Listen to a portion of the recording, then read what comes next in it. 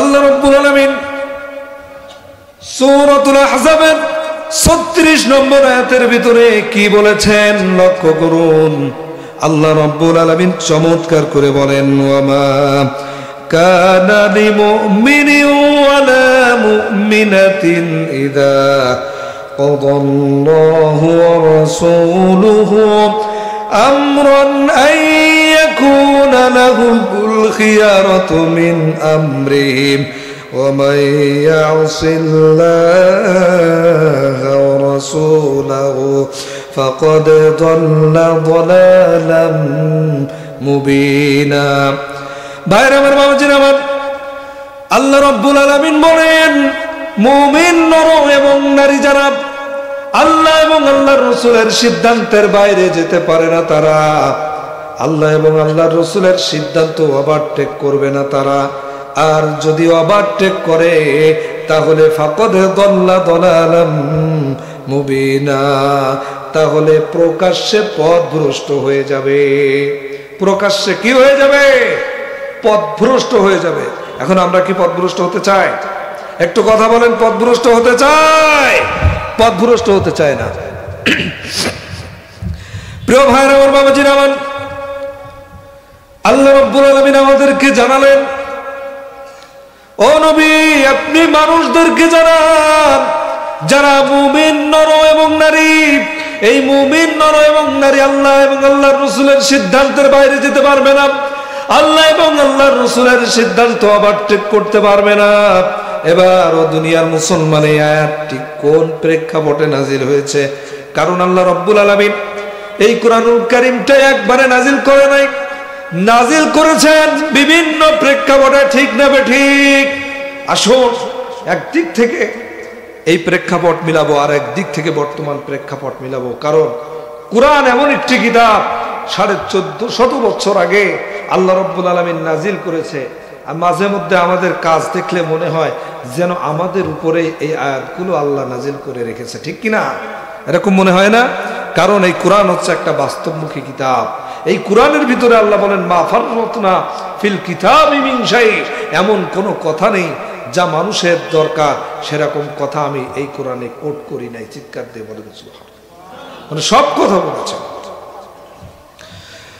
প্রিয় ভাইয়ের আমার, বাবাজির আমার,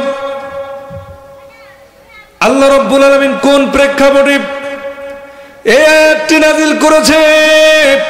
ও দুনিয়ার মুসলমান, আল্লাহ রাব্বুল আলামিন কোন সময় নাজিল করেছে দেখুন।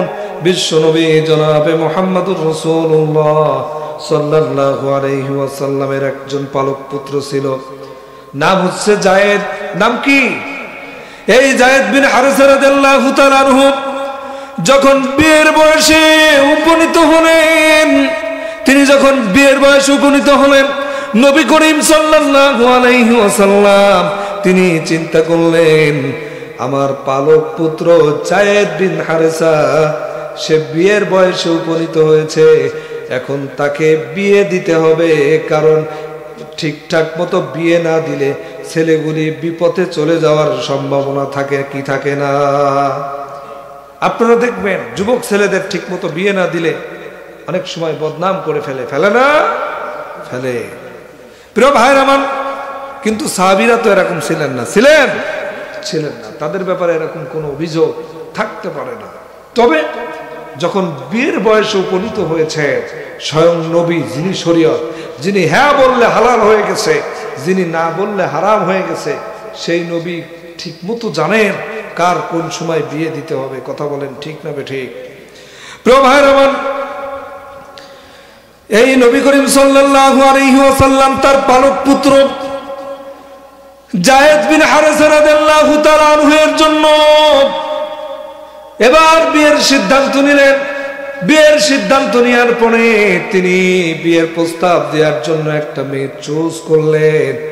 সেই মেয়েটি দুনিয়ার আর কেউ নয়, সেই মেয়েটি হচ্ছে স্বয়ং নবী করিম সাল্লাল্লাহু আলাইহি ওয়াসাল্লামের আপন ফুফাতো বোন। নাম হলো হযরত জয়নাব রাদিয়াল্লাহু তাআলা আনহা। নাম কি? হযরত জয়নাব রাদিয়াল্লাহু তাআলা আনহা। নামগুলো মুখস্থ করে যাবেন, লাভ আছে। প্রিয় বন্ধুগণ আমার, এই জয়নাব রাদিয়াল্লাহু তাআলা আনহাকে নবী করিম সাল্লাল্লাহু আলাইহি ওয়াসাল্লাম মনে মনে চুজ করলেন পালক পুত্রর জন্য, কিন্তু ওই দিকের সম্পর্ক হলো রাসূলের ফুফাতো বোন। এবার নবী করিম সাল্লাল্লাহু আলাইহি ওয়াসাল্লাম এই জায়েদের পক্ষ থেকে জয়নাব রাদিয়াল্লাহু তাআলা আনহার কাছে বিয়ের প্রস্তাব দিয়ে দিলেন। বিয়ের প্রস্তাব যখন দিলেন, বিয়ের প্রস্তাব দেওয়ার সঙ্গে সঙ্গে হযরতে জয়নাব রাদিয়াল্লাহু তাআলা আনহা প্রস্তাবটি প্রত্যাখ্যান করলেন যে আমি এই বিয়ে করতে পারবো না। কেন? কারণ বিশ্বনবীর পালক পুত্র যায়েদ বিন হারেসা সে একটা দাস মার্কা, সে আজাদকৃত রাসূলের দাস। সেই দাস মার্কা পুত্রকে তো আমি বিয়ে করতে পারি না, কারণ হচ্ছে আমি একজন উচ্চ বংশীয় গৌরবময় বংশীয় নাম করা বংশের মেয়ে হয়ে আমি তো যাকে তাকে গোলাম মার্কা দাস মার্কা ছেলেকে তো বিয়ে করতে পারি না, ঠিক কিনা? প্রিয় ভাইরা আমার, হযরতে জয়নাব রাদিয়াল্লাহু তাআলা আনহা সিদ্ধান্ত নিলেন, না না না মুহাম্মদ, আমার প্রিয় ভাই, ইয়া রাসূলুল্লাহ, ইয়া হাবিবাল্লাহ, আপনার দাসকৃত ছেলে গোলাম মার্কা ছেলের সঙ্গে আমি জয়নাব বিয়ে করতে রাজি না। এখন দাস মার্কা আজাদকৃত দাস মার্কা ছেলে গোলাম মার্কা ছেলে কিভাবে হলো? নবী করিম সাল্লাল্লাহু আলাইহি ওয়াসাল্লামের স্ত্রী হযরতে খাদিজাতুল কুবরা রাদিয়াল্লাহু তাআলা আনহা। এই আয়াতের শানে নুজুল বলছি কিন্তু প্রিয় ভাইরা, মানে কোন প্রেক্ষাপটে আয়াতটি নাজিল হয়েছে সেই শানে নুজুল, সেই প্রেক্ষাপট বলছি। প্রিয় ভাইরা, কষ্ট দিচ্ছি নাকি? প্রিয় বন্ধুগণ আমার, এবার নবী করিম সাল্লাল্লাহু আলাইহি ওয়াসাল্লাম যখন বিয়ে করেন নাই, তখন হযরতে খাদিজাতুল কুবরা রাদিয়াল্লাহু তাআলা আনহা তিনি মক্কার বাজারে লক্ষ্য করে দেখেন যায়েদ বিন হারেসাকে কে অথবা কারা চুরি করে এনে বাজারে করছে। বাজারে কি করছে? বিক্রয় করছে। কারণ সেই সময় দাস দাসী ক্রয় বিক্রয় হতো। প্রিয় বন্ধুগণ আমার, এই দাস দাসী ক্রয় বিক্রয় হতো। এই দাস দাসী ক্রয় বিক্রয় হওয়ার কারণে হযরতে খাদিজাতুল কুবরা রাদিয়াল্লাহু তাআলা আনহা তিনি ক্রয় করে এনেছিলেন, কিন্তু অপরদিকে যায়েদের বাবা মা ছিলেন বড়লোক। কিন্তু বড়লোক হওয়ার পরেও তার ছেলে এরকম বাজারে বিক্রি হয়ে গেল কেন? কারণ হলো কে অথবা কারা তাকে ছোট্টবেলায় চুরি করে এনে, এই সাউন্ডটা থাক, মোড়ামুড়ি করার দরকার নেই, বিরক্ত হচ্ছে, থাক, আমি কষ্ট করে কথা বলবো, কোনো সমস্যা নেই, যা হচ্ছে আলহামদুলিল্লাহ যথেষ্ট ভালো। ছোট্টবেলায় কে অথবা কারা চুরি করে বিক্রি করেছে মক্কার বাজারে। বড় লোক হওয়ার পরেও তার সন্তানকে রাখতে পারেনি। আপনারা মাঝে মধ্যে যারা পত্রিকা দেখেন, বিজ্ঞপ্তি দেখবেন যে হারানো বিজ্ঞপ্তি, সন্তান হারিয়ে গেছে। আচ্ছা বলেন তো, ছেলে মেয়ে হারিয়ে যায় না? যায়। এই অঞ্চলে যারা চুরি করে নিয়ে যায়, ছেলে মেয়ে ধরে নিয়ে যায়, তাদেরকে কি বলে? ছেলে বিলে ধরা। আমাদের যশোরে বলে মানুষ ধরা। যশোরে কি বলে? একই কথা, ছেলে মেয়ে ধরা মানুষ ধরা একই কথা, কারণ ওই ছেলে মেয়েরাও তো মানুষ, নাকি বলে? প্রিয় ভাইয়ের আমার, এই ছেলে মেয়ে ধরাগুলি তাকে ছোট্টবেলায় ধরে মক্কার বাজারে বিক্রি করেছে। ইন দ্য মিন টাইম খাদিজাতুল কুবরা রাদিয়াল্লাহু তাআলা আনহা ক্রয় করে এনে দাস হিসেবে গ্রহণ করলেন। এরপরে নবী করিম সাল্লাল্লাহু আলাইহি ওয়াসাল্লামের সঙ্গে যখন বিয়ে হয়ে গেল, এই বিয়ে হওয়ার কারণে নবী করিম সাল্লাল্লাহু আলাইহি ওয়াসাল্লামের খেদমতের জন্য এই দাস হযরতে যায়েদকে নবী করিম সাল্লাল্লাহু আলাইহি ওয়াসাল্লামের কদম মুবারকে দাস হিসাবে খেদমতের জন্য ওয়াকফ করে দিয়েছে। সুবহানাল্লাহ বলেন। প্রিয় ভাইরা আমার, এবার নবী করিম সাল্লাল্লাহু আলাইহি ওয়াসাল্লামের কাছে দাস হিসাবে থাকতে লাগলেন। এমন সময় বিশ্বনবী জনাবে মুহাম্মদ রাসূলুল্লাহর কাছে বা তার সম্পর্কে খবর পেয়ে গেল হযরতে যায়েদ বিন হারেসা রাদিয়াল্লাহু তাআলা আনহুর বাবা মা খবর পেল মক্কা নগরীর ভিতরে মুহাম্মদ নামক এক ব্যক্তির কাছে যায়েদ বিন হারেসা রয়েছে। তারা খবর নিতে নিতে চলে এলেন খবর নিতে নিতে মক্কায় যখন চলে এলেন, এসে নবী করিম সাল্লাল্লাহু আলাইহি ওয়াসাল্লামের কাছে বললেন, হে মুহাম্মদ, শুনলাম আপনার কাছে নাকি আমাদের ছেলে, ছোট্ট ছেলে যায়েদ রয়েছে। নবী করিম সাল্লাল্লাহু আলাইহি ওয়াসাল্লাম বললেন, নাম, হ্যাঁ, তোমরা যা শুনেছো আমার কাছে তোমাদের সন্তান রয়েছে, তার মানে ঠিক শুনেছো। এবার তারা বললেন, হে মুহাম্মদ সাল্লাল্লাহু আলাইহি ওয়াসাল্লাম, আপনার কাছে আমাদের যে পুত্র রয়েছে, আপনার স্ত্রী ক্রয় করে এনেছেন, যেই কয় টাকা দিয়ে ক্রয় করে এনেছেন সেই কয় টাকা আপনাকে ফেরত দিয়ে আমাদের সন্তানকে আমরা নিতে চাই। আচ্ছা বলেন তো, আমরা যারা সন্তানের বাবা আছি, আমাদের সন্তান যদি এরকম কারোর বাড়ি থাকে, আমরা খোঁজ পেলে তাকে টাকা দিয়ে আমাদের সন্তান ফেরত আনবো না? আনবো না? একটু উত্তর দিতে হবে প্রিয় ভাইরা। একটু উত্তর যদি না দেন আলোচনা করে মজা পাওয়া যাবে না। একটু উত্তর দিবেন তো ইনশাল্লাহ? আমি আপনাদের মেহমান, উত্তম মেহমানদারিতা করা প্রত্যেকেরই জরুরি। এই জন্য আপনারা একটু উত্তম মেহমানদারি করবেন, অন্তত পক্ষে কিছু আওয়াজ দেওয়ার মাধ্যমে। পারবেন তো ইনশাল্লাহ? আল্লাহ আমাদের সকলকে কবুল করুক, যারা ইনশাল্লাহ বললেন এবং যারা বলেন নাই, আল্লাহ সকলকে কবুল করে একজন খাঁটি মুমিন মুত্তাকি হওয়ার তৌফিক দিক, বলেন আল্লাহুম্মা আমিন।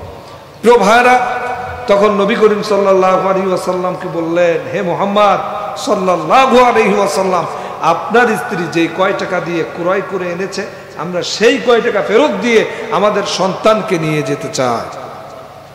প্রিয় ভাইরা আমার, বাবাজির আমার, এবার নবী করিম সাল্লাল্লাহু আলাইহি ওয়াসাল্লাম বললেন, হে যায়েদের বাবা মা, শুনে রাখো, আমার স্ত্রী তোমাদের সন্তানকে মক্কার বাজার থেকে যে কয় টাকা দিয়ে ক্রয় করে এনেছে, শোনো, তোমাদের সন্তানকে তোমরা নিয়ে যাও, কিন্তু ওই টাকা আর আমাকে ফেরত দেয়া লাগবে না।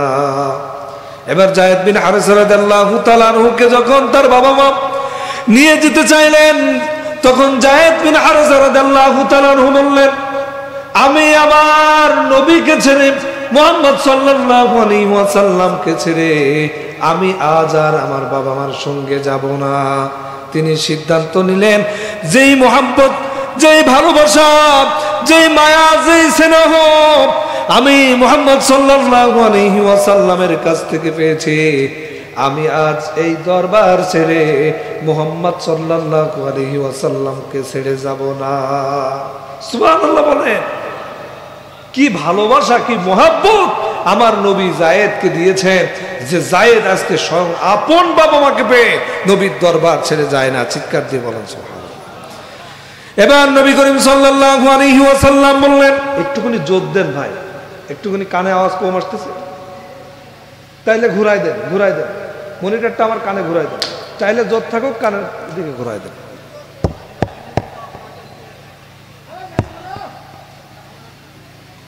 সাউন্ড জোর হচ্ছে না, বুঝছেন?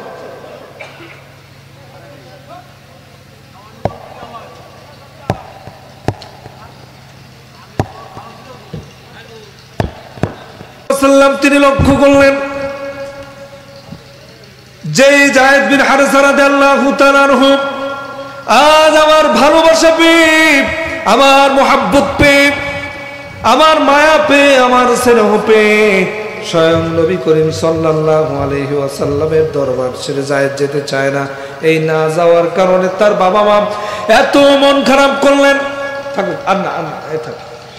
সে খেয়াল করলেন যে তার বাবা মা মন খারাপ করেছে।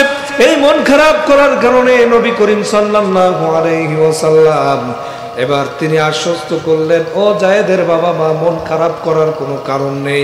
আমার ভালোবাসা পেয়ে, আমার মোহাব্বত পেয়ে, আমার মায়া পেয়ে যেই যায়েদ আজ আমার কাছ থেকে যেতে চায় না, আমি কথা দিলাম আজ থেকে তোমাদের সন্তান আমার কাছে আর দাস হিসাবে থাকবে না। আমি আজকে থেকে মুক্ত করে দিলাম। আজ থেকে সে মুক্ত হয়ে গেল, আজ থেকে সে আজাদ হয়ে গেল। শুধু আজাদ হয়ে গেল না, আমি সিদ্ধান্ত নিলাম সে আমার কাছে পালক পুত্র হিসাবে থাকবে। তোমাদের কাছে যেইভাবে সন্তান হিসাবে থাকতো, আজ আমার কাছেও সেইভাবেই পুত্র হিসাবে থাকবে। চিৎকার দিয়ে বলেন সুবহানাল্লাহ। ও দুনিয়ার মুসলমান, আমার নবী হচ্ছে এই নবী, যেই নবী যখন যখন যেখানে গেছেন তার আদর্শ এত সুন্দরভাবে ফুটে উঠেছে, তার এই চরিত্র মানুষকে মুগ্ধ করেছে। তিনি যখন মনিব হয়েছেন দাসের সঙ্গে সুন্দর আচরণ করেছে, তিনি যখন বাবা হয়েছেন সন্তানদের সঙ্গে ইনসাফ ভিত্তিক আচরণ করেছে, তিনি যখন স্বামী হয়েছেন স্ত্রীদের সঙ্গে সুন্দর আচরণ করেছেন, তিনি যখন রাষ্ট্রনায়ক হয়েছেন জনগণের সাথে উত্তম আচরণ করেছেন, তিনি যখন জিহাদের ময়দানে নেতা হয়েছেন তার কর্মীদের সঙ্গে সুন্দর আচরণ করেছেন। চিৎকার দিয়ে বলেন সুবহানাল্লাহ। এই জন্যই তিনি হচ্ছেন আমাদের আদর্শ। অন্য কোন ছাতা মাতা নেতা আমাদের আদর্শ হতে পারে না, ঠিক কিনা? ও দুনিয়ার মুসলমান, যেই নেতার চরিত্র সুন্দর, যেই নেতা হচ্ছেন আমাদের আদর্শ, 90% মুসলমানের জমিনে মাঝে মধ্যে দেখতে পায় আমাদের ওই নবীকে নিয়ে কিছু কুলাঙ্গার, কিছু নাস্তিক, কিছু মুরতাদ বিশ্ব নবীকে নিয়ে কটূক্তি করে। কথা বলেন ঠিক না ঠিক? অদূর ভবিষ্যতে যদি আমার নবীকে নিয়ে কেউ কটূক্তি করে, কেউ যদি পাগল বলে, কেউ যদি নারী নবী বলে গালি দেয়, কেউ যদি আমার নবীকে নিয়ে বাজে মন্তব্য করে, বাংলার জমিনে তার উত্তম মাধ্যম দিয়ে এই দুনিয়া থেকে বিদায় করে দেব। কথা বলেন ঠিক না বেটে? রাজি আছেন না নাই? কারা কারা রাজি আছেন? দুই হাত তুলে আল্লাহকে দেখান।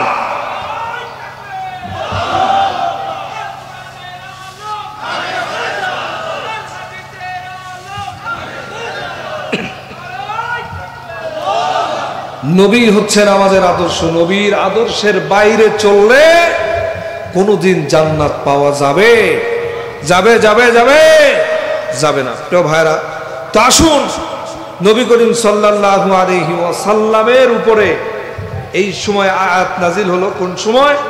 যে এই জায়েদকে তো মুক্ত করে দিয়ে পালক পুত্র হিসাবে নিয়েছেন, সেই পালক পুত্রর বিয়ে যখন দিতে গেলেন, এই দিতে গিয়ে যখন বিয়ের প্রস্তাবকে প্রত্যাখ্যান করেছে হযরতে জয়নাব রাদিয়াল্লাহু তাআলা আনহু, ইন দা মিন টাইম সূরাতুল আহজাবের 36 নম্বর আয়াত আল্লাহ রাব্বুল আলামিন নবী করিম সাল্লাল্লাহু আলাইহি ওয়াসাল্লামকে উদ্দেশ্য করে নাজিল করে দিয়েছেন। চিৎকার দিয়ে বলেন সুবহানাল্লাহ। প্রিয় ভাইরা আমার, এবার আল্লাহ রাব্বুল আলামিন যখন জানালেন ওয়ামা কানা লিমুমিনিন ওয়ালা মুমিনাতিন ইযা ক্বাদাল্লাহু ওয়া রাসূলুহু আমরান আন ইয়াকুনা লাহুমুল খিয়ারাতু মিন আমরিহিম ওয়া মান ইয়াসিল্লাহা ওয়া রাসূলাহু ফাকাদ দাল্লা দালালাম মুবিনা। আল্লাহ রাব্বুল আলামিন জানালেন, কোন মুমিন নর এবং নারী আল্লাহ এবং আল্লাহর রাসূল কোন সিদ্ধান্ত নিলে সেই সিদ্ধান্ত ওভারটেক করতে পারে না। এই ওভারটেক যদি কেউ করে সে প্রকাশ্যে পথভ্রষ্ট হয়ে যাবে।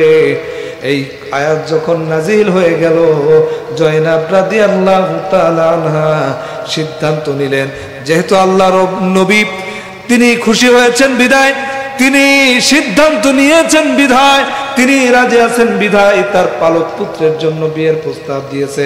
কাজে আল্লাহ আমাকে লক্ষ্য করে আয়াত নাজিল করেছে। আমি এখন নবীকে বলছি, হে নবী। জয়নাব রাদিয়াল্লাহু তাআলা আনহা বললেন, নবী আপনি কি আমার এবং জায়েদের বিয়ের ব্যাপারে রাজি আছেন নাকি? নবী বললেন, হ্যাঁ রাজি। তখন বললেন, আপনি যদি রাজি থাকেন তাহলে আমি জয়নাব আমার আগের সিদ্ধান্ত পরিবর্তন করে, আগের সিদ্ধান্ত চেঞ্জ করে আমি নতুন সিদ্ধান্ত নিলাম। আমি আপনার পালক পুত্র জায়েদকে এখন বিয়ে করব। এই বিয়ে করতে রাজি হলেন। পরবর্তীতে আমি মাঝে মধ্যে একটা কথা বলি যে আল্লাহ যা করেন ভালোর জন্য করেন, মঙ্গলের জন্য করেন। কি ভালোর জন্য করেছেন দেখেন, নবী করিম সাল্লাল্লাহু আলাইহি ওয়াসাল্লামের পালক পুত্র জায়েদের সঙ্গে বিয়ে হয়ে গেল। জয়নাব রাদিয়াল্লাহু তাআলা আনহায়ের বিয়ে যখন হয়ে গেছে, বিয়ে হওয়ার পরে বনিবনা না হওয়ার কারণে এক পর্যায়ে তালাক হয়ে গেছে। তালাক হয়ে যাওয়ার পরে স্বয়ং নবী করিম সাল্লাল্লাহু আলাইহি ওয়াসাল্লাম এবার বিয়ে করলেন আল্লাহর সিদ্ধান্তে। কার সিদ্ধান্তে? একটু চিৎকার দিয়ে বলেন, কার সিদ্ধান্তে? নবী করিম সাল্লাল্লাহু আলাইহি ওয়াসাল্লামের সম্পর্কে কি ছিল আলোচনা ভুলে গেছেন? ফুফাতো বোন। আগে কি ছিল? ফুফাতো বোন। পরবর্তীতে পুত্রবধূ হলো, মানে পালক পুত্রের বধূ হলো। এই পালক পুত্রের বধূ হওয়ার কারণে সারা মক্কা নগরীর ভিতরে মানুষেরা কটূক্তি করতে লাগলো, মুহাম্মদ তার পুত্রবধূকে বিয়ে করেছে। নাউজুবিল্লাহ কর। ঠিক সময় আল্লাহ নাজিল করলেন, মা কানা মুহাম্মাদুন আবা আহাদিম মির রিজালিকুম ওয়ালাকির রাসূলুল্লাহি ওয়া খাতামান নাবিয়্যিন। আমার নবী শেষ নবী, শেষ রাসূল, আর আমার নবী কোনো পুরুষ ছেলের পিতা নন। আমার নবীর যে কয়জন পুরুষ ছেলে ছিল, সেই পুরুষ ছেলেগুলোকে এই দুনিয়া থেকে বিদায় করে দিয়েছিলেন কে? লাগবে না, তার নিচে রাখ। বিদায় করে দিয়েছিলেন কে? আল্লাহ। সুতরাং কোন পুরুষ ছেলের পিতা আমার নবী নন।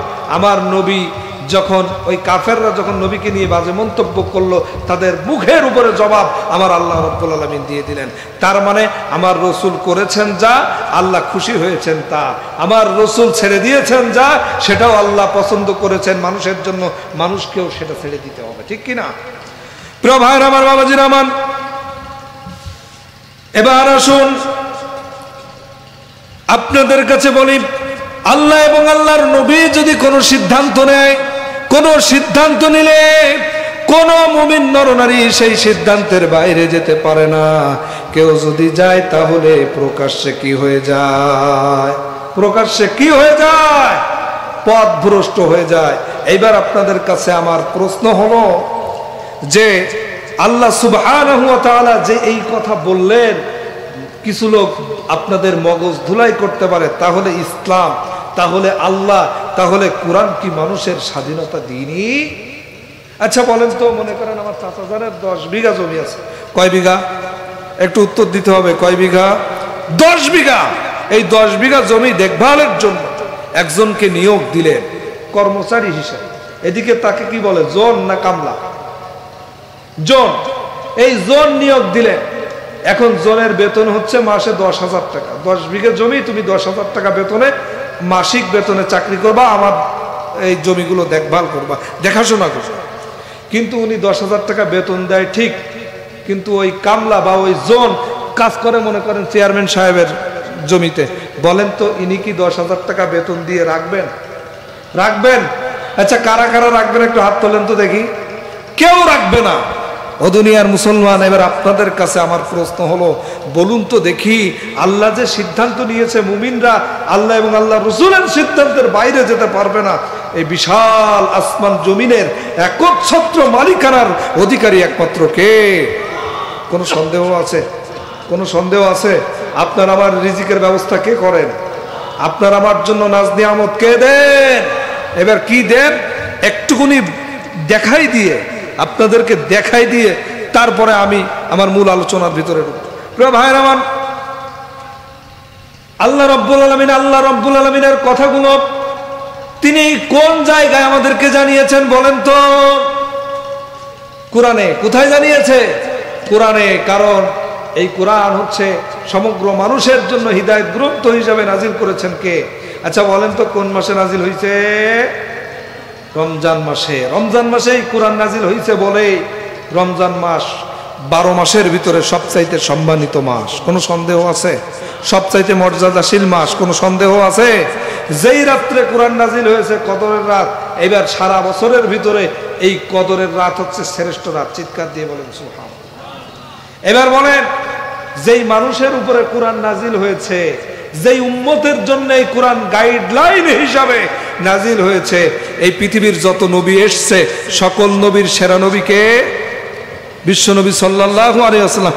যেই নবীর উপরে কোরআন নাজিল হয়েছে সেই নবী হচ্ছে সর্বশ্রেষ্ঠ নবী। যেই নবীর উপরে কোরআন নাজিল হয়েছে সেই নবী সর্বশ্রেষ্ঠ হওয়ার পরে সেই নবীর উম্মত হয়েছে সর্বশ্রেষ্ঠ উম্মত। চিৎকার দিয়ে বলেন সুবহানাল্লাহ। এবার আল্লাহ রাব্বুল আলামিন সেই সর্বশ্রেষ্ঠ নবী আমাদেরকে দিলেন, সর্বশ্রেষ্ঠ কিতাব আমাদেরকে দিলেন, সর্বশ্রেষ্ঠ উম্মত হিসাবে আমাদেরকে পাঠালেন। এবার আমাদের গাইডলাইন হিসাবে যেই কিতাবটি দিলেন, কেন নাজিল করলেন আল্লাহ রাব্বুল আলামিন জানালেন, শাহরু রমাদান আল্লাযী উনজিলা ফীহিল কুরআনু হুদাল লিন-নাসি ওয়া বাইনাতিন মিনাল হুদা ওয়াল ফুরকান।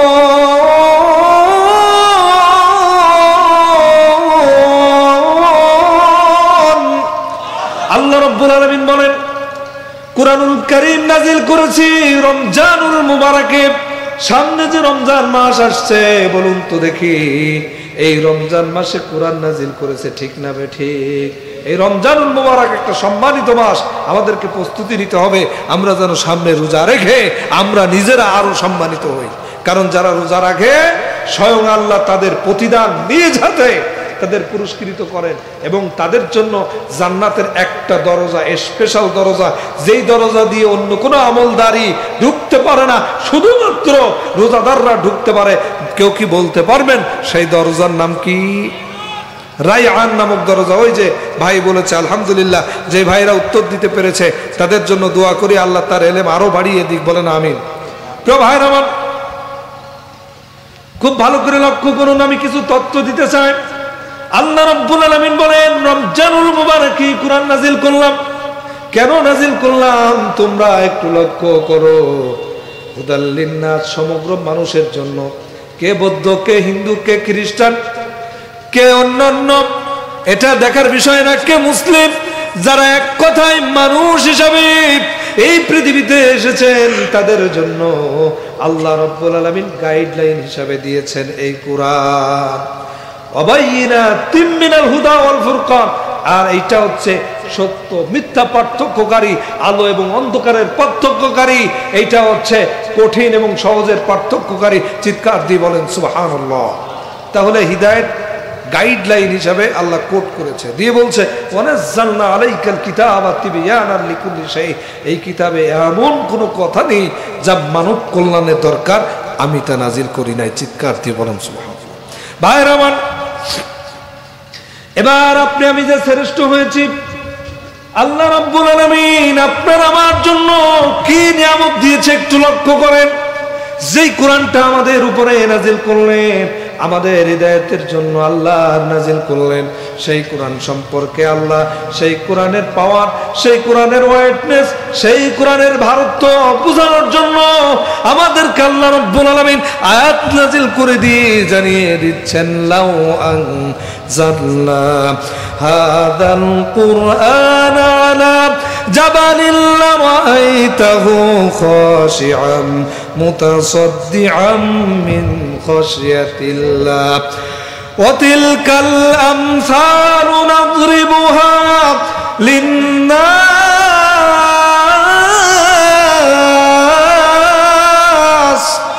লিন্নাস লাআল্লাহুম ইয়াতাফাক্কারুন।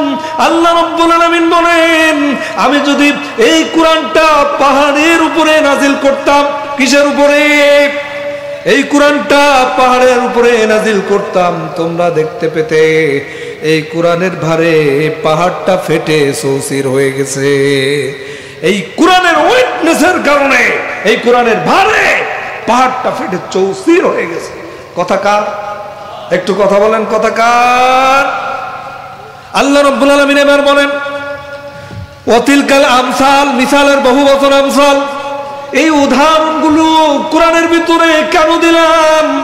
লিন্নাসি লাআল্লাহুম ইয়াতাফাক্কারুন, যে মানুষের উপরে কোরআন নাজিল করলাম সেই মানুষেরা যেন এই উদাহরণগুলি নিয়ে গবেষণা করতে পারে, চিন্তা করতে পারে, অ্যানালাইসিস করতে পারে। এবার আমি একটু এই উদাহরণ, আল্লাহ পাহাড়ের কথা কেন বললেন, এইটা নিয়ে গবেষণা করলাম। গবেষণা করে দেখতে পেলাম আল্লাহ রাব্বুল আলামিন এই পাহাড়টা পৃথিবীতে কেন সেট করলেন। আল্লাহ রাব্বুল আলামিন নিজেই জানিয়ে দিয়েছেন, ওয়াল জিবালা আওতাদা। সুবহানাল্লাহ বলেন, ওয়াল জিবালা আওতাদা, এই পাহাড়টাকে আমি সেট করেছি পেরেক হিসাবে। কেন পেরেক হিসাবে দিলেন? আপনি যদি এই পৃথিবীটাকে, ভাই অথেন্টিক সোর্স দিচ্ছি, এই পৃথিবী আপনার আমার জন্য কত বড় নিয়ামত করে আল্লাহ পাঠিয়েছে। যদি এই কোরআনের মাহফিল থেকে এই তথ্যগুলো না জানেন, জানবেন আর কোত্থেকে? কারণ এই মাহফিলটা কিসের মাহফিল? একটু কথা বলেন, কিসের মাহফিল? কোরআনের মাহফিল। এই জন্য কোরআন থেকে তথ্য দিচ্ছি প্রিয় ভাইরা। আল্লাহ বললেন পাহাড়টাকে সেট করেছি পেরেক হিসেবে। কেন দিলেন? দিলেন এই কারণে, এই পৃথিবীটাকে যদি আপনি 100 ভাগ করেন, কয় ভাগ? 100 ভাগ। 100 ভাগের 71 ভাগ হচ্ছে পানি। 71 ভাগ কি? পানি। আর মাত্র 29 ভাগ হচ্ছে মাটি। এই মাত্র 29 ভাগ মাটি, এই 71 ভাগ পানির ভিতরে, পানির বিশাল বড় বড় একটা ধমকা, বিশাল বড় বড় বড় ঢেউ এসে এক একটা ধমকা দিলে, ঝাটকা দিলেই এই মাটি পানির ভিতরে ধসে যেত।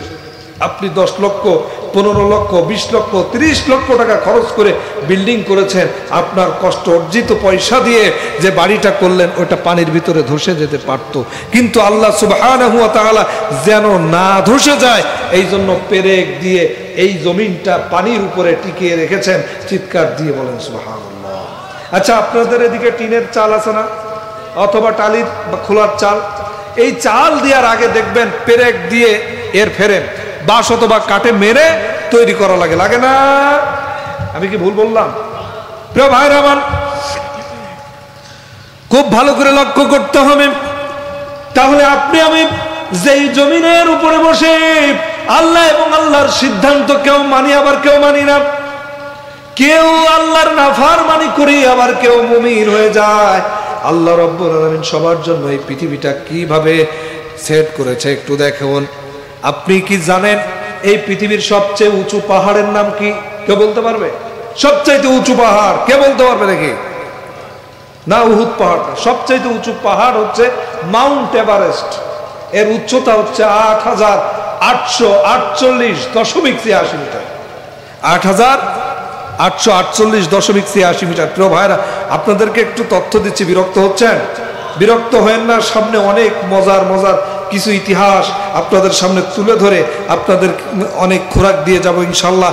বর্তমান প্রেক্ষাপট একদিকে টানবো, অপরদিকে কোরআনের কিছু কথা, ইতিহাস থেকে কিছু কথা আর কিছু তথ্য দিয়ে একটা প্যাকেজ আলোচনা আপনাদের জন্য সাজিয়ে এনেছি। একটু লক্ষ্য করেন, হয়তো সাময়িক কষ্ট হবে, কিন্তু আজকে এমন একটা আলোচনা পেয়ে যেতে পারেন যে আলোচনাটা আপনার আমার জন্য নাজাতের ওসিলা হতে পারে। আল্লাহ কবুল করুক, বলেন আমিন। প্রিয় ভাইরা, সবচাইতে উঁচু পাহাড় মাউন্ট এভারেস্ট, এর উচ্চতা হচ্ছে 8848.86 মিটার। এবার বলেন তো, যেই পানি পৃথিবীর 71 ভাগ, এই পানির গভীরতা সবচাইতে কোন সাগরে, কোন মহাসাগরে, কে বলতে পারবে? একজন বলেছে আটলান্টিক মহাসাগর। আটলান্টিক না, প্রশান্ত মহাসাগর। এই প্রশান্ত মহাসাগরের সবচাইতে একটা জায়গা গভীরতম, যার গভীরতা হচ্ছে 36,000 ফিট। চিৎকার দিয়ে বলেন সুবহানাল্লাহ। এই জায়গাটির নাম হচ্ছে মারিয়ানা ট্রেঞ্চ। Mariana trench. এই মারিয়ানা ট্রেঞ্চের ওখানে যদি আপনি এই সবচাইতে উঁচু পাহাড়টা রেখে দেন, এই পাহাড় ডুবে যে এই পাহাড়ের উপরে আরো 7,000 ফিট পানি উপরে উঠে থাকবে। চিৎকার দিয়ে বলেন সুবহানাল্লাহ। তাহলে এই উঁচু পাহাড় যদি ডুবে যায়, কিন্তু আল্লাহ আমাদের ওখানে শিক্ষা দিয়েছে। কেউ কেউ বলেছে আটলান্টিক মহাসাগর। এই আটলান্টিক মহাসাগরের গভীরতা হচ্ছে 33,000 ফিট, দ্বিতীয় স্থানে রয়েছে। চিৎকার দিয়ে বলেন সুবহানাল্লাহ। প্রিয় ভাইরা আমার, এবার আল্লাহ রাব্বুল আলামিন আমাদের বিচরণের জন্য এই জমিনটা সেট করলেন যেন পানির ভিতরে ধসে না যায়। জমিনের উপরে আপনি আমি শুধু বসবাস করলেই তো হবে না, বলেন তো দেখি, বেঁচে থাকার জন্য পেটের ওষুধের দরকার আছে না নাই? মানে খাদ্যের দরকার আছে না নাই? এবার আল্লাহ রাব্বুল আলামিন বলেন, ওয়ামা মিন দাব্বাতিন ফিল আরদি ইল্লা আলাল্লাহি রিজকুহা। আমি আল্লাহ রাব্বুল আলামিন বিচরণশীল যত প্রাণী রয়েছে, যাদেরকে বিচরণের জন্য আমি আল্লাহ রাব্বুল আলামিন এই পৃথিবী টিকিয়ে রাখলাম, সেই বিচরণশীল প্রাণীর জন্য আমি আল্লাহ রিজিকের ব্যবস্থা করি। এবার আপনার আমার প্রশ্ন আসতে পারে, হুজুর কি রিজিকের ব্যবস্থা আল্লাহ করেছেন? অনেক রিজিকের ব্যবস্থা করেছেন। সব কথা বলতে গেলে অল্প সময়ের ভিতরে আমি বলতে পারবো না, কি একটা অন্তত পক্ষে আপনাদেরকে জানিয়ে দিই, কারণ এই জানলে আপনাদের ভালো লাগবে।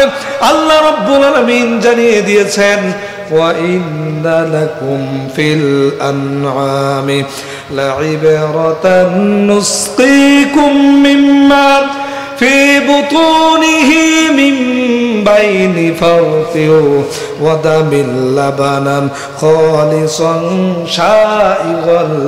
সাইগাল লিশ-শারিবিন।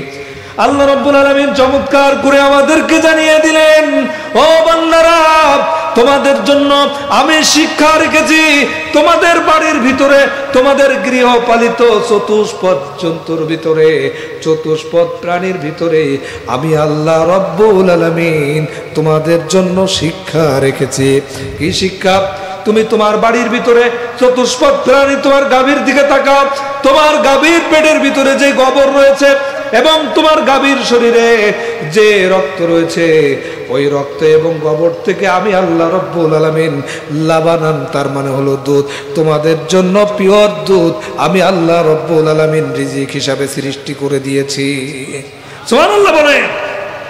এই দুধের দিকে আপনি তাকান, আপনি যদি এই গাভীটি জবাই করে দেন, রক্ত বের হবে, পেট যদি ফাড়েন গোবর বের হবে। কিন্তু আপনি 5 লিটার যেই গাভী থেকে দুধ হয় প্রত্যেক দিন, ওই গাভীটা জবাই করার পরে আপনি আর 5 লিটার দুধ তার ভিতরে পাবেন না। পাবেন কি? রক্ত আর গোবর। আল্লাহ বলছে সেখান থেকে নিষ্কাশন প্রক্রিয়ার মাধ্যমে আমি তোমার জন্য দুধ দিই। এই দুধের ব্যাপারে আজকে চিকিৎসা বিজ্ঞান বলছে পৃথিবীর সবচাইতে উত্তম খাদ্য হচ্ছে এই দুধ। চিৎকার দিয়ে বলেন সুবহানাল্লাহ। কেন? কারণ এই দুধের ভিতরে পানি, পিপাসা নিবারণের জন্য তরল পদার্থ থাকে, আবার ক্ষুধা নিবারণের জন্যও আল্লাহ এখানে যে পদার্থ দিয়েছেন, এটা এই খাদ্য খেলে ক্ষুধাও মিটবে, আবার পানির পিপাসাও মিটবে। চিৎকার দিয়ে বলেন সুবহানাল্লাহ। এই জন্য আমি যখন ছোট্টবেলায় মায়ের দুধ পান করেছি, আমার ভাত খাওয়ার প্রয়োজন হয়নি, আমার চকলেট খাওয়ার প্রয়োজন হয়নি, আমার গোশ খাওয়ার প্রয়োজন হয়নি, আমার আটা খাওয়ার প্রয়োজন হয়নি, শুধুমাত্র দুধ খেয়েছি। একদিক থেকে ক্ষুধা নিবারণ হয়েছে, আবার অপর দিকে পানিও খাওয়া লাগেনি, পানির পিপাসাও মিটে গেছে। চিৎকার দিয়ে বলেন সুবহানাল্লাহ। এই তথ্যগুলো দিয়েছেন কে? আল্লাহ। কে দিয়েছে? এবার আপনার কাছে আমার প্রশ্ন হলো, বলুন তো দেখি, যে আল্লাহ আমার রিজিকের ব্যবস্থা করলেন, যে আল্লাহ আমাকে সৃষ্টি করলেন, যে আল্লাহ আমাকে উত্তম বানালেন, উত্তম কিতাব দিলেন, উত্তম নবী দিলেন, শ্রেষ্ঠ নবী দিলেন, শ্রেষ্ঠ উম্মত বানালেন, শ্রেষ্ঠ মানুষ হিসাবে, শ্রেষ্ঠ মাখলুক হিসাবে পৃথিবীতে পাঠালেন, সেই আল্লাহ রব্বুল আলামিনের জমিনের উপরে থেকে, আসমানের নিচে থেকে আপনি যদি সেই আল্লাহর দেখানো পথে, রাসূলের দেখানো পথে না চলেন, তাহলে আল্লাহ কি মেনে নিবে? যদি এই চাচা তার 10,000 টাকা বেতনের সেই কর্মচারীকে মানতে না পারে, তাহলে যে আল্লাহ এত কিছু দিলেন সেও মানবে? এবার সেই আল্লাহ বলছেন, ইয়া মাশারাল জিন্নি ওয়াল ইনসি ইন ইসতাতাতুম আন তানফুযু মিন আকতারিস সামাওয়াতি ওয়াল আরদি ফানফুযু লা তানফুযুনা ইল্লা বিসুলতান ফাবিআইয়ি আলা'i রাব্বিকুমা তুকাযিবান। আল্লাহ বলছে, হে জিন সম্প্রদায় এবং মানুষ সম্প্রদায়, তোমরা যারা আমার বিধান মানতে চাও না, আমার দেখানো পথে চলো না, আমার রাসূলকে অনুসরণ করো না, তোমার যদি ক্ষমতা থাকে আমার আসমানের নিচ থেকে, জমিনের উপর থেকে বের হয়ে যাও। কোথায় যাবে? ইল্লা বিসুলতান, যেখানেই যাবে না কেন আমি আল্লাহর রাজত্ব ছাড়া কিছুই দেখতে পাবে না। সুবহানাল্লাহ। ফাবিআইয়ি আলা'i রাব্বিকুমা তুকাযিবান। আর আমার নিয়ামতের কোন কোন নিয়ামতকে অস্বীকার করবে? আছে? অস্বীকার করার কোনো উপায় আছে? সুতরাং আল্লাহর জমিনে আল্লাহর বিধান মানার দরকার আছে না নাই? এইবার আপনাদের কাছে আমার প্রশ্ন হলো, মূল আলোচনার ভিতরে এবার আবার ঢুকছি। আল্লাহ রাব্বুল আলামিন গোটা কুরআন শরীফের ভিতরে নামাজের কথা কয় জায়গায় বলেছে কে বলতে পারবেন? 82 জায়গায়। আমার ভাই আবার উত্তর দিয়েছেন 82 জায়গায়। আচ্ছা, যেই কথাটা আল্লাহ 82 জায়গায় বলেছেন, বলুন তো শুধু মাত্র ব্যক্তিগত নামাজ পড়লে হয়ে যাবে, না এটাকে প্রতিষ্ঠিত করতে বলেছে, কায়েম করতে বলেছে? উত্তরটা কিন্তু আপনারা দিলেন, আমি এখনো দিইনি। আল্লাহ কায়েম করতে বলেছে। এই দেশের পীর সাহেব হুজুররা, যে পীর চত্বরে আজকে কথা বলছি, এই পীর সাহেবরা এই বাংলাদেশে সর্বপ্রথম কোরআনের দাওয়াত নিয়ে এসছে না? এসছে না বলেন? এসছে। 12 আউলিয়ার দেশ, 12 আউলিয়ার এই লাল সবুজের ভূখণ্ডে পীর সাহেবরা দাওয়াত দিয়েছে নামাজের। বলেন, কথা বলেন, ঠিক না বেঠিক? স্বাধীনতা হয়েছে আজ 53 বছর।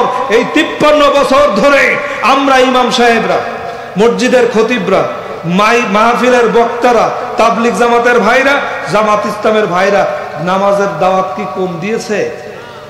বলুন তো, সকল 90% মুসলমান এই পর্যন্ত যে নামাজের দাওয়াত পেয়েছে, সেই নামাজের দাওয়াত পেয়ে সবাই কি 5 ওয়াক্ত নামাজ পড়ে? আজকে ফজরের নামাজ পড়েননি কারা কারা? একটু হাত তোলেন তো। যাক আলহামদুলিল্লাহ, সত্য কথা বলেছে, 2-4 জন হাত তুলেছে। ফজরের না আপনাদের লজ্জা দেওয়ার জন্য বলছি না প্রিয় ভাইরা, আপনাদের শিক্ষা দেওয়ার জন্য বলছি। তার মানে স্বাধীনতা অর্জন হয়ে গেল 53 বছর, আজ পর্যন্ত আমরা এত ওয়াজ নসিহত করলাম মসজিদ থেকে, মাহফিল থেকে, তাবলিগ জামাতের ভাইরা, তারপরে জামাত ইসলামের ভাইরা, আমরা 5 ওয়াক্ত নামাজ কায়েম করতে যদি পারতাম তাহলে ওনারা তো নামাজ পড়তো না। প্রিয় ভাইরা আমার, খুব ভালো করে লক্ষ্য করবেন। এবার আল্লাহ রাব্বুল আলামিন জানালেন, যেই পদ্ধতিতে তোমরা নামাজটা কায়েম করার চেষ্টা করছো এই পদ্ধতিতে করলে হবে না। কারণ নামাজের সিদ্ধান্ত নিয়েছেন কে? যে আল্লাহ রাব্বুল আলামিন আপনাকে আমাকে সৃষ্টি করেছেন, যে আল্লাহ রাব্বুল আলামিন আমাদেরকে নাজ নিয়ামত দিয়েছেন, যে আল্লাহ রাব্বুল আলামিন আমাদেরকে এই পৃথিবীতে বেঁচে থাকার তৌফিক দিয়েছেন, সেই আল্লাহ গাইডলাইন দিয়ে জানিয়ে দিয়েছেন কিভাবে আপনি নামাজ কায়েম করবেন। আল্লাহ রাব্বুল আলামিন বলেন, وأقم الصلاة وآتوا الزكاة الذين إن مكناهم في الأرض أقاموا الصلاة وآتوا الزكاة وآمروا بالمعروف ونهوا عن المنكر ولله عاقبة الأمور। কার কথা? আল্লাহ রাব্বুল আলামিন বলেন, তোমাদের যখন রাষ্ট্র ক্ষমতা দান করি, রাষ্ট্র ক্ষমতা দান করার পরে তোমাদের কাজ হলো 4টা। কয়টা? 4টা। আমি তোমাদের 1 নম্বর দায়িত্ব দিলাম, তোমরা নামাজ কায়েম করবা। 2 নম্বরে হলো যাকাত ভিত্তিক অর্থ ব্যবস্থা চালু করবা। 3 নম্বরে সৎ কাজের আদেশ দিবা।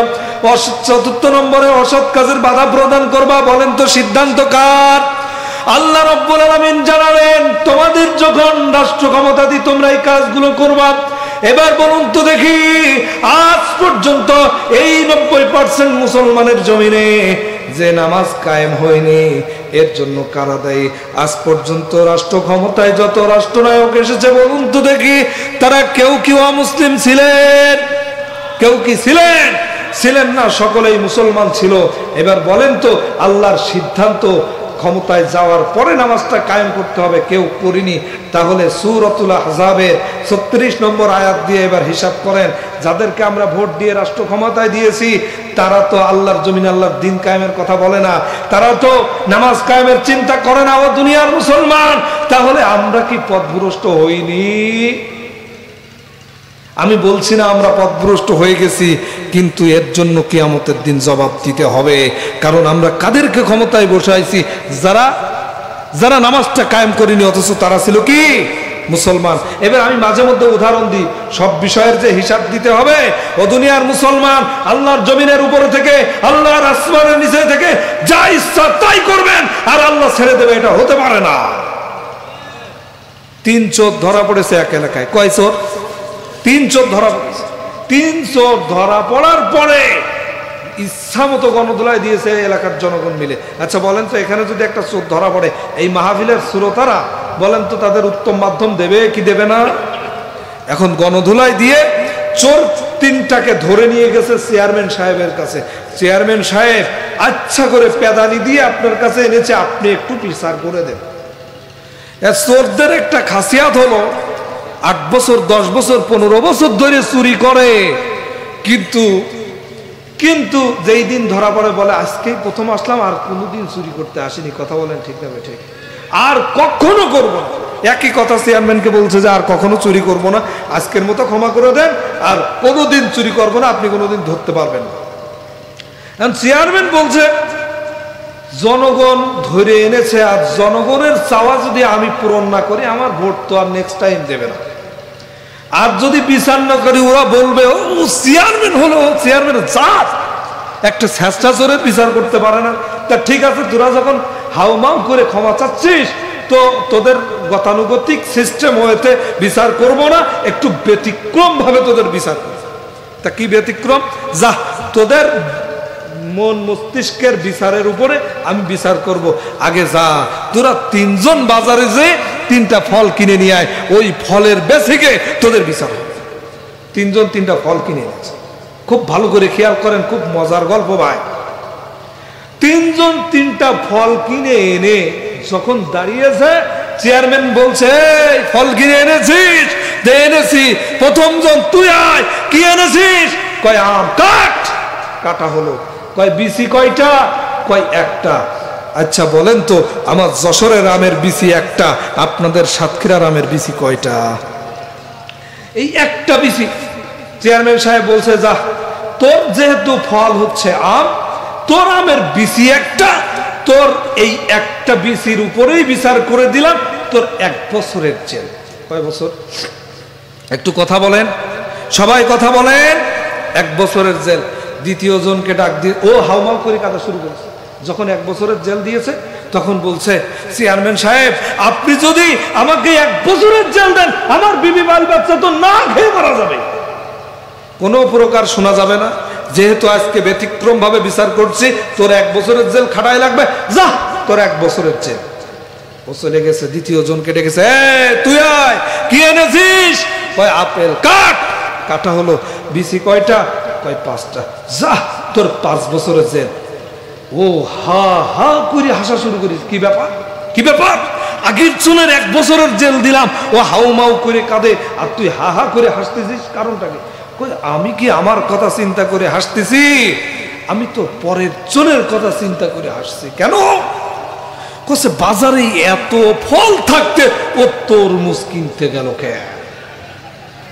ওর ওই তরমুজের যে বিসি, আপনি যদি গুনে ওই বিসি অনুপাতে বিচার করেন, ওর জীবন শেষ হয়ে যাবে, কিন্তু ওর তো বিসি শেষ হবে না। আচ্ছা কথা বলেন, বিসি শেষ হবে? বিসি শেষ হবে? ও দুনিয়ার মুসলমান, এইটা শুধু হাসির খোরাকি দিলাম না।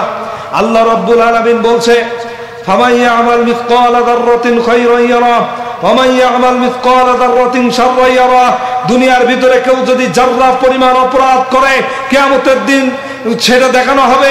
আবার যদি জাররা পরিমাণ কেউ ভালো কাজ করে সেটাও তাকে দেখানো হবে এবং তার প্রতিদান দেওয়া হবে। ও দুনিয়ার মুসলমান, আল্লাহর জমিনের উপরে থাকি, আল্লাহর আসমানের নিচে থাকি, অসংখ্য নিয়ামত উপভোগ করি, আর আল্লাহর জমিনে আল্লাহ বলছেন আকিমুস সালাহ, নামাজ কায়েম করতে হবে। অপরদিকে আল্লাহ বলছে আকিমুদ্দিন, আল্লাহর জমিনে আল্লাহর দিন প্রতিষ্ঠিত করতে হবে।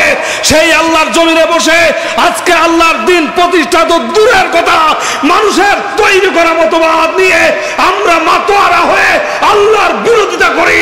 আসলে এই মুসলমান নামধারী যতই হই না কেন, যারা আল্লাহর আকিমুদ্দিনের পথে চলে না, তারা প্রকৃত মুসলমান হতে পারে না, মুনাফিক ছাড়া আর কিছুই না। আর আজ যখন এই মাহফিলের ময়দান থেকে আমরা কথা বলি কোরআন প্রতিষ্ঠার আন্দোলনের কথা, আমরা যখন নামাজ কায়েমের কথা বলি, কারণ আমরা হিসাব করে দেখেছি, আজ এই বাংলার জমিন 53 বছর আগে স্বাধীন হয়েছে। আজ পর্যন্ত এমন কোন রাষ্ট্রনায়ক নাই যিনি একটি সপ্তাহ আমাদেরকে উপহার দিয়েছে, যেই সপ্তাহের ভিতরে কোনো চুরি ছিল না, যেই সপ্তাহের ভিতরে কোনো ধর্ষণ ছিল না, যেই সপ্তাহের ভিতরে কোনো চাঁদাবাজি ছিল না, যেই সপ্তাহের ভিতরে কোনো দুর্নীতি ছিল না। বলেন তো দেখি, এরকম একটা সপ্তাহ কেউ কি উপহার দিতে পেরেছে? পারে নাই কেন?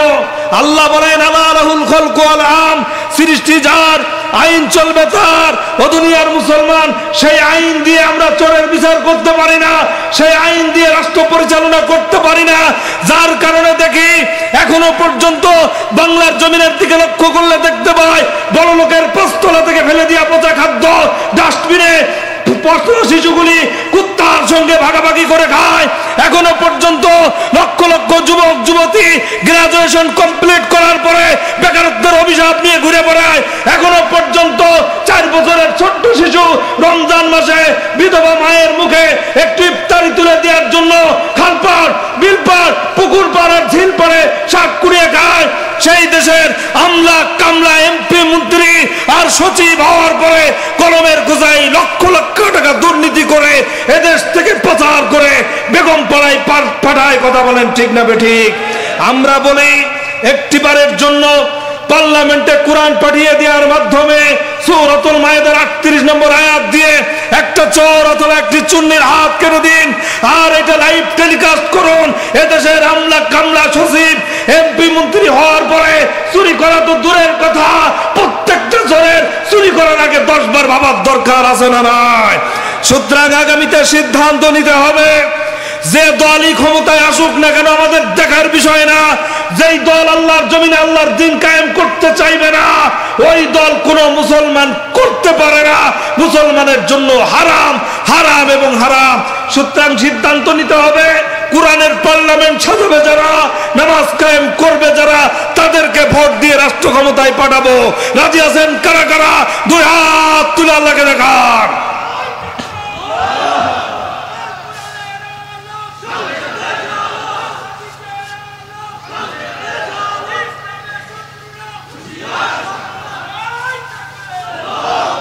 কিছু লোক বলবে হুজুর রাজনীতি শুরু করেছে, বলবে না? আল্লাহ নিজে বলছে রাষ্ট্র ক্ষমতায় যাওয়ার পরে নামাজ কায়েম করতে হবে। এতদিন পর্যন্ত চেষ্টা আমরা কম করেছি, ব্যর্থ হয়েছি কেন? কারণ আমাদের হাতে রাষ্ট্র ক্ষমতা নেই বলে আমরা নামাজ কায়েম করতে। অথচ যাদের হাতে রাষ্ট্র ক্ষমতা ছিল একবার জানেন একটার কাটা দুইটাই বানাই দিছিল, মনে নেই আপনাদের? ডিজিটাল বাংলাদেশ, ঘড়ি 1 ঘন্টা আগায় দিয়ে একটার সময় বাজবে 2টা, মনে আছে আপনাদের? রাষ্ট্র ক্ষমতা ছিল বলে সেটা পারছিল, কিন্তু পরবর্তীতে দেখা যায় সব উলটপালট হয়ে যাচ্ছে, আবার পরিবর্তন করে দিচ্ছে। মনে নাই আপনাদের? এত তাড়াতাড়ি খেয়ে ফেললে হবে কি করে? আমরা তো সেই জাতি, আমরা তো ওমরের জাতি, আমরা তো খুবাইব খাব্বাবের জাতি, আমরা তো আলীর জাতি। সুতরাং আমরা এখান থেকে সিদ্ধান্ত নিতে হবে। আর যাই হোক, আমাদের মিশন থামবে না ততদিন, এই জমিনে আল্লাহর দিন কায়েম হবে না যতদিন, ঠিক কিনা? আল্লাহ কবুল করুক, বলেন আল্লাহুম্মা। প্রিয় ভাইরা আমার, এবার আসুন, কেউ যদি আল্লাহর জমিনে আল্লাহ এবং আল্লাহর রাসূলের সিদ্ধান্তের বাইরে যে নিজের মতামত মতো চলতে থাকে, তাহলে সেই ব্যক্তি কি হয়ে যাবে? সেই ব্যক্তি মুনাফিক হয়ে যাবে। কি হয়ে যাবে? মুসলমান যতই দাবি করেন না কেন, আল্লাহ এবং আল্লাহ রাসূলের সিদ্ধান্তের বাইরে গেলে সে মুনাফিক হয়ে যাবে। আর মুনাফিক হলে পরে আল্লাহ রাব্বুল আলামিন বলেন, ইন্নাল মুনাফিকিনা ফিদ দারকিল আসফালি মিনান নার। মুনাফিকের অবস্থান হচ্ছে জাহান্নামের সবচাইতে নিম্ন স্থানে। চিৎকার দিয়ে বলেন সুবহানাল্লাহ। এবার আসুন, ছোট্ট একটা ইতিহাস আপনাদেরকে শোনাই, এই মুনাফিক যেন আমরা না হয়ে যাই। সাহাবীর জীবনী থেকে ছোট্ট একটা ইতিহাস আপনাদের সামনে শোনাই, মুনাফিক যেন সাহাবায়ে কিরাম না হয়ে যায়, এই জন্যে তারা কতটা চেষ্টা করেছে। হযরত আমিরুল মুমিনিন ওমর রাদিয়াল্লাহু তাআলা আনহু, তিনি যখন খলিফা ছিলেন, এই খলিফা থাকার সময় একটা বিচার করলেন, বিচারের রায় গেল একজন মুশরিকের বিরুদ্ধে। কার বিরুদ্ধে? আচ্ছা, ওমর কি দিয়ে বিচার করতেন? কোরআন দিয়ে। বিচার যখন সঠিক হলো, যে অন্যায়কারী তার বিরুদ্ধে যাবে কি যাবে না, সে সন্তুষ্ট হতে পারলেন না। সে সন্তুষ্ট হতে না পারার কারণে সিদ্ধান্ত নিল ওমর যা 2 পাশে ধার, এরকম একটা অস্ত্র তৈরি করে ফজরের নামাজে হযরত ওমর রাদিয়াল্লাহু তাআলা আনহু যখন নামাজে দাঁড়িয়ে গিয়েছেন, সেই সময় তিনটা তাকে লক্ষ্য করে আঘাত করেছেন। প্রমাণ আমার হযরত ওমর রাদিয়াল্লাহু তাআলা আনহুকে যখন আঘাত করলেন হত্যার জন্য, এই আঘাত করার কারণে লোকটি হযরত ওমর রাদিয়াল্লাহু তাআলা আনহু মুহূর্তের ভিতরে মাটির ভিতরে লুটিয়ে পড়লেন। এই লুটিয়ে পড়ার পরে হযরত ওমর রাদিয়াল্লাহু তাআলা আনহুকে ধরে বাড়িতে নিয়ে গেলেন। লোকেরা যখন ধরে বাড়িতে নিয়ে গেলেন, চিকিৎসককে ডেকে আনা হলো। এখন তাকে আঘাত করা হয়েছে। আমার ওমর রাদিয়াল্লাহু তাআলা আনহু আঘাতটা এত মারাত্মক হয়ে গেছে, মারাত্মক হয়ে যাওয়ার কারণে মুহূর্তের ভিতরে মাটিতে লুটিয়ে পড়লেন। চিকিৎসক এলেন চিকিৎসা করার জন্য।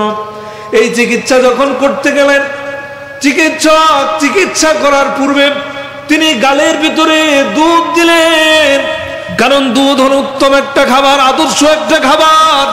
এই দুধ দিলেন যেন চিকিৎসা দিতে পারে। তিনি লক্ষ্য করে দেখেন ওমর রাদিয়াল্লাহু তাআলা আনহুকে যখন দুধ দিয়েছেন, ওই দুধটার পেটের ভিতরে বা পাকস্থলীর ভিতরে না যে ওই ক্ষত দিয়ে দুধটি বাইরে বের হয়ে যাচ্ছে। কি আঘাত করেছে! আরে কি কষ্ট তাকে দিয়েছে হত্যা করার উদ্দেশ্যে, দুধটা বাইরে বের হয়ে যাচ্ছে। প্রিয় ভাইরা, চতুর্দিকে শোকের মাতম বয়ে গেল। আজকে কে শয়তানি করে ওমর রাদিয়াল্লাহু তাআলা আনহুকে হত্যা করার উদ্দেশ্যে এই দুনিয়া থেকে বিদায় করে দেওয়ার উদ্দেশ্যে তাকে আঘাত করেছে। ওমর রাদিয়াল্লাহু তাআলা আনহুর অবস্থা অত্যন্ত খারাপ হয়ে গেল। বিচারক বলছে, আমিরুল মুমিনিন, খলিফাতুল মুসলিমিন, আপনার অবস্থা তো অত্যন্ত কঠিন হয়ে যাচ্ছে। কাজে আমরা বলছি, ও আমিরুল মুমিনিন, আপনার কাছে আমার জিজ্ঞাসা হলো, আপনার কোন শেষ ইচ্ছা আছে নাকি? হযরত ওমর রাদিয়াল্লাহু তাআলা আনহু বললেন, হ্যাঁ, আমার দুইটা শেষ ইচ্ছা আছে। কয়টা? চিল্লায় কোন কয়টা? দুইটা। আমার সন্তান আব্দুল্লাহ কোথায়? তাকে ডেকে নিয়ে আসো। এক নম্বর ইচ্ছা হলো, ও আব্দুল্লাহ, তুমি কোথায়? একটু হুযায়ফা বিন ইয়ামিন রাদিয়াল্লাহু তাআলা আনহুর কাছে যাও, যে তাকে বলো, তাকে ডেকে নিয়ে আসো। ডেকে আনা হলো। হযরত হুযায়ফা বিন ইয়ামিন রাদিয়াল্লাহু তাআলা আনহুর কাছে জিজ্ঞেস করা হলো, ও হুযায়ফা, তোমার কাছে আমি বলছি, নবী করিম সাল্লাল্লাহু আলাইহি ওয়াসাল্লাম মৃত্যুর পূর্বে প্রায় 80 থেকে বেশি লোকের নাম, যেই লোকগুলো হলো মুনাফিক, বিশাল মুনাফিকের একটা তালিকা তোমার কাছে করে গিয়েছে। এমন একটা মুনাফিকের তালিকার ভিতরে আমি ওমর তোমার কাছে জানতে চাচ্ছি, ওই তালিকার ভিতরে আমি ওমরের নামটা আছে নাকি? বুঝেন কোন ব্যক্তি বলছে?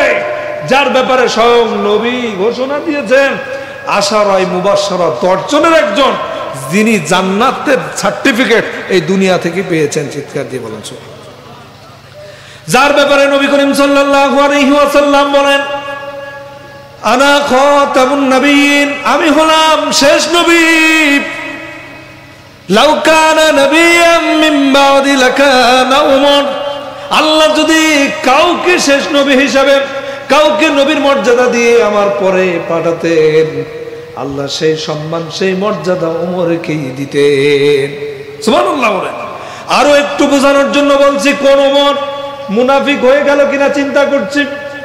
যে ওমর রাদিয়াল্লাহু তাআলা আনহুর ব্যাপারে নবী করিম সাল্লাল্লাহু আলাইহি ওয়াসাল্লাম একদিন জোছনা রাতে তিনি তার স্ত্রী মা আয়েশা সিদ্দিকা রাদিয়াল্লাহু তাআলা আনহার সঙ্গে তিনি আকাশের পানে তাকিয়ে রয়েছেন। হযরত আয়েশা সিদ্দিকা রাদিয়াল্লাহু তাআলা আনহা বললেন, ইয়া রাসূলুল্লাহ, ইয়া হাবিবাল্লাহ, এই যে আকাশে কোটি কোটি তারকা দেখা যায়, এই কোটি কোটি তারকার ভিতরে, এই কোটি কোটি তারকার নে আমি আপনার কাছে জানতে চাচ্ছি, আকাশের এই তারকার নে কারোর আমল নামায় সওয়াব আছে নাকি? কারণ তার ধারণা হলো যে আমার বাবা রাসূলের সুখে এবং দুঃখে তার সাথী, এই সওয়াবের অধিকারী হয়তো আমার বাবাই হবে। বিশ্বনবী জনাবে মুহাম্মদ রাসূলুল্লাহ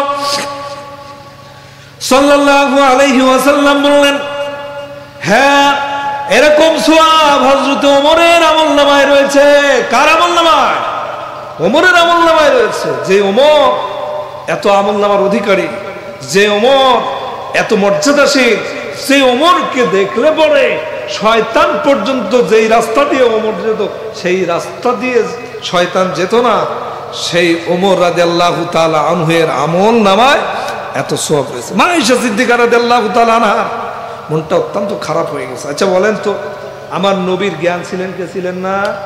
আমার নবীর জ্ঞান ছিল কি ছিল না? আমার নবী বলছে, ইন্নামা বুইতু মুআল্লিমা, এই পৃথিবীর ভিতরে আল্লাহ রাব্বুল আলামিন আমাকে শিক্ষক হিসাবে প্রেরণ করেছে। কোন ব্যক্তি শিক্ষক হতে পারে যদি তার জ্ঞান না থাকে? হতে পারে? পারে না। প্রিয় ভাইরা আমার, সঙ্গে সঙ্গে মা আয়েশা সিদ্দিকা রাদিয়াল্লাহু তাআলা আনহার মুখের দিকে তাকিয়ে তিনি বুঝতে পারলেন যে আমার নবী বুঝতে পারলেন যে আয়েশার মনটা খারাপ হয়ে গেল। আয়েশা, তোমার মনটা খারাপ হয়ে গেছে কেন? আমি বুঝি তোমার বাবার নামটা না বলে ওমরের নামটা বলেছি, যার কারণে তোমার মনটা খারাপ হয়ে গেছে। শোনো শোনো, আবু বকরের আমলনামা এক পাল্লায় যদি দেয়া হয় আর এক পাল্লায় যদি এই পৃথিবীর সমস্ত মানুষের আমলনামা দেয়া হয়, তাহলে ওই আবু বকরের পাল্লাটা ভারী হয়ে যাবে। কিন্তু ওই সাধারণ জনগণের আমল নামা নিচে চলে যাবে, মানে উপরে উঠে যাবে, আর ভারী হয়ে যাবে কারটা? আবু বকরেরটা। প্রিয় ভাইরা, যে উমর এত আমল নামার অধিকারী, যার আকাশের তারকার মতো আমল নামা আছে, তিনি যদি চিন্তা করেন মুনাফিক হলাম কিনা, ওই মুনাফিকের লিস্টের ভিতরে আমার নামটা আছে কিনা দেখেন, তাহলে বলুন তো আপনি আমি এই দুনিয়ার ভিতরে কত অপরাধ করছি, কিভাবে চলছি? একটু স্বার্থের জন্য কোরআনের বিরোধিতা করছি, একটু স্বার্থের জন্য হাদিসের বিরোধিতা করছি, একটু স্বার্থের জন্য পীর মাশায়েখের বিরোধিতা করছি, একটু স্বার্থের জন্য আলেম ওলামার বিরোধিতা করছি। দুনিয়ার মুসলমান, তাহলে আমাদের অবস্থান কি একটু হিসাব করেন। তবে আমি সব পীরের কথা বলছি না, আমরা শুধু হকপন্থী পীরের পক্ষে, কোনো গাঁজাখোর মদখোর পীরের পক্ষে আমরা থাকতে পারি না। প্রিয় ভাইরা আমার, ওমর রাদিয়াল্লাহু তাআলা আনহু যখন জিজ্ঞেস করলেন, একটু জিকির করি লা ইলাহা,